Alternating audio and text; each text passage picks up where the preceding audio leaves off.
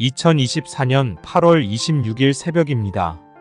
하나님의 말씀은 창세기 1장 2절입니다. 땅이 혼돈하고 공허하며 흑암이 깊음 위에 있고 하나님의 영은 수면 위에 운행하시니라. 하나님 말씀을 증거하겠습니다. 서울의 이게 보라매 공원 앞에 가게 되면 주말이 되면 교통 질서가 이게 엉망이 됩니다. 그 안양 쪽에서 서울로 이렇게 진입하는 곳이면서도 그곳은 공원과 예식장에 서너 개가 있습니다. 그러다 보니까 주말 교통 혼잡은 이루 말할 수가 없죠. 혼잡할 때는 교통 신호만으로는 절대 이게 통제가 되지 않습니다. 오히려 교통 신호 보고 진행했다가 더 뒤죽박죽이 되어버리죠. 그래서 저는 이제 당시 이제 군대 말년인데 지금은 기상청이 그곳에 들어와 있습니다. 제가 군대 생활을 할 때까지만 해도 그곳에 이제 공군 대학교가 있었죠. 저도 이제 그곳에 근무했는데 주말 교통 체증을 정리하기 위해서 군인들끼리 이렇게 조를 짭니다. 그래서 나와가지고 근무를 했죠. 그렇게 하면 엉망으로 얽힌 차들이 혼돈 그 자체인데 시간이 지나면서 이렇게 정리되는 그런 모습을 많이 보았습니다. 하나님이 세상을 창조하시기 전에 이렇게 보니까 혼돈과 공허가 있다 이렇게 나오죠. 땅이 혼돈하고 공허하며 흑암이 깊음 위에 있고 혼돈은 뭐 질서가 없는 그런 상태죠. 또 이 공허라고 하는 것은 아무것도 없는 그런 상태를 나타냅니다. 자, 이런 상황에서 주님은 천지를 창조해 가시면서 질서가 없는 곳에 질서를 그리고 아무것도 없는 공허한 곳에 만물을 채워 넣으신 것이죠. 예수님을 만나기 전에 우리의 마음 상태죠. 한마디로 엉망입니다. 혼돈이죠. 또 공허감이 가득 차 있는 그런 상태입니다. 허무한 마음이 가득한 거죠. 마치 그 전도서의 말씀처럼 해 아래에서 내가 해볼 것 다 해본 것입니다. 그런데 그 결론은 헛되고 헛되니 모든 것이 헛되도다. 그러니까 허무감만 가득하게 되었다라고 하는 것이죠. 뭐 그렇다라고 해서 우리가 게으르게 산 것도 아닙니다. 새벽부터 일찍 일어나서 밤늦게까지 성실하게 일하면서 인생을 살아온 것이죠. 내 스스로 나름 질서 있는 삶을 살기 위해서 노력했는데 하면 할수록 더 뒤죽박죽이 되어버린 것입니다. 왜냐하면 처음에 그 보라매 공원 차 이야기를 했는데 신호를 보고 움직이지만 뒤죽박죽이 되었다고 했죠. 마찬가지입니다. 우리도 이게 신호를 보고 움직였습니다. 그런데 그 신호는 세상의 신호라는 거죠.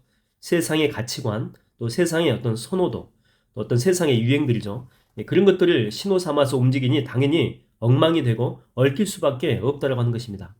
이 지중해가 참 이렇게 아름다운 바다인데 그래서 유람선이 좀 유명하죠. 그 유람선 타고 유럽의 그 주요 국가들을 다 돌 수 있기 때문이죠. 뭐 이탈리아, 또 그리스, 또 나폴리나 뭐 마케도니아, 뭐 스페인도 있습니다. 그런데 이 지중해 바다가 잔잔했는데 순식간에 막 폭풍이 치고 안개가 자욱한 곳으로 바뀐다고 합니다. 그럴 때 특히 안개가 자욱할 때는 앞이 이렇게 안 보이지 않습니까?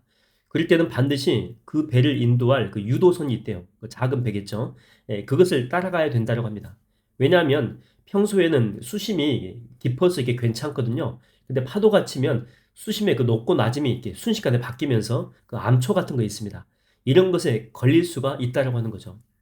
그래서 이 자기 감각으로 운항하면 안 되고 반드시 유도선을 따라가야지만이 안전하게 정박지로 이동할 수 있다고 하는 것입니다.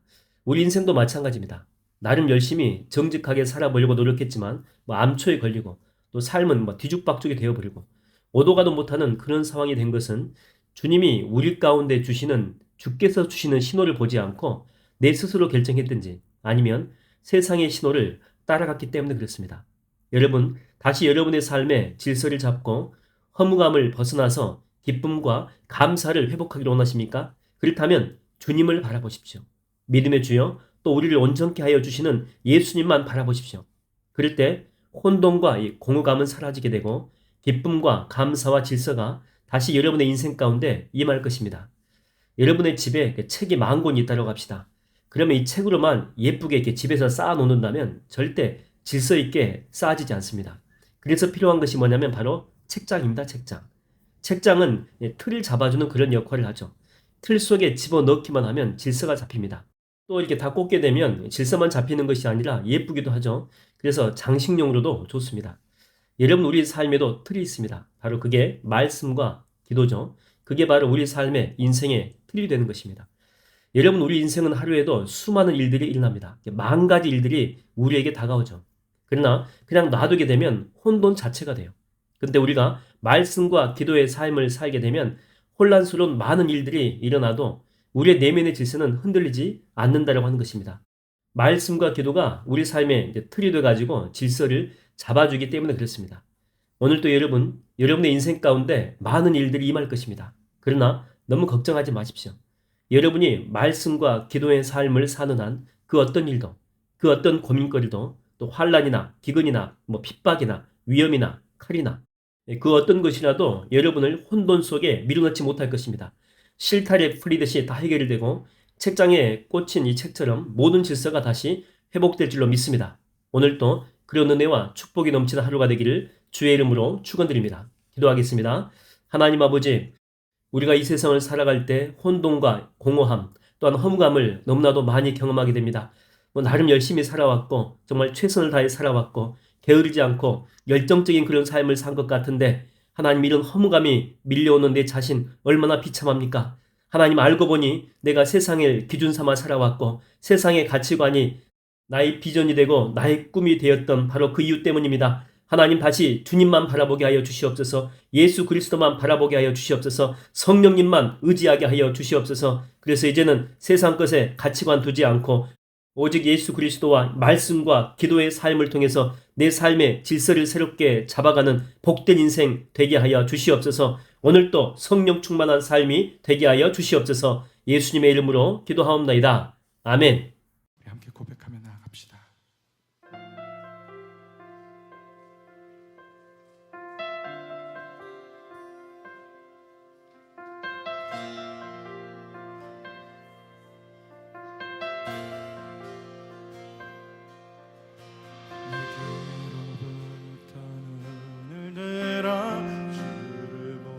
시작할 때 주의 일을 보겠네. 내 작은 마음도 돌이키사 하늘을 꿈꾸게 하네. 주님을 볼 때 모든 시선을 주님께 드리고 살아계신 하나님을 느낄 때 내 삶은 주의 역사가 되고 하나님이 일하기 시작하거든.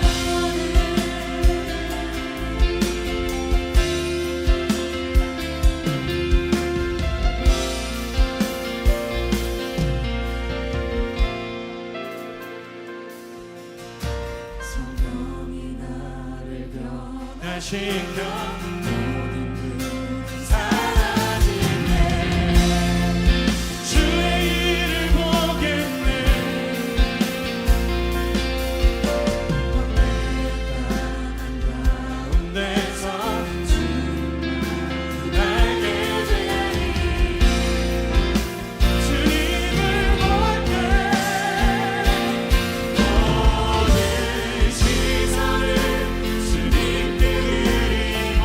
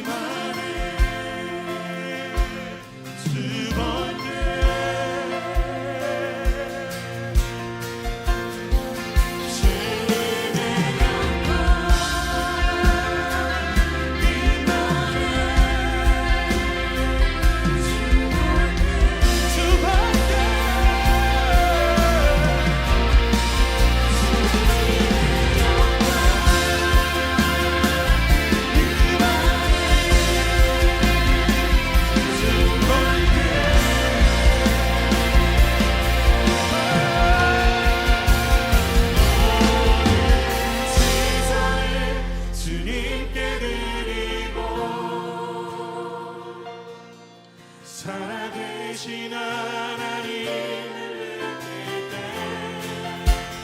내 삶은 주의 역사가 되고 하나님이 일하기 시작한 모든 시선을